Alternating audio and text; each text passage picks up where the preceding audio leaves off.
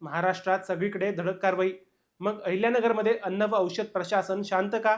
दूध भेसळीवर कारवाई थांबल्याची चर्चा. दूध भेसळ करणाऱ्यांवर राज्यभरात धडक कारवाई सुरू आहे. पण अहिल्यानगरमध्ये अचानक शांतता का? सध्या हाच प्रश्न चर्चेचा विषय ठरत आहे. मंडळी, अन्न व औषध प्रशासनाचे आयुक्त तुकाराम मुंढे यांनी राज्यभर भेसळीविरोधात कठोर मोहीम सुरू केली आहे.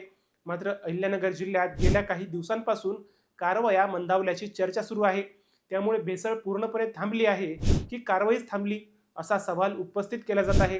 जामखेडमधील कथित दूध भेसळ प्रकरण असो किंवा मंचर प्रकरणाशी संबंधित नगरमधील आरोपींचा मुद्दा, या घटनांबाबत स्थानिक प्रशासनाची भूमिका चर्चेत आली आहे. तसेच काही हॉटेलांवर छापे पडल्याच्या अफवा पसरल्या. मात्र अधिकाऱ्यांनी अशा कारवाया झाल्याचे नाकारले आहे. जिल्ह्यात अपर्णा भोईटे, सोपान इंगळे आणि जगताप या 3 सहाय्यक आयुक्तांकडे अन्न व औषध प्रशासनाची जबाबदारी आहे. आता कारवाया पुन्हा वेगाने सुरू होणार का, की या चर्चांमागे सत्य काही वेगळंच आहे, याकडे नागरिकांचे लक्ष लागले आहे.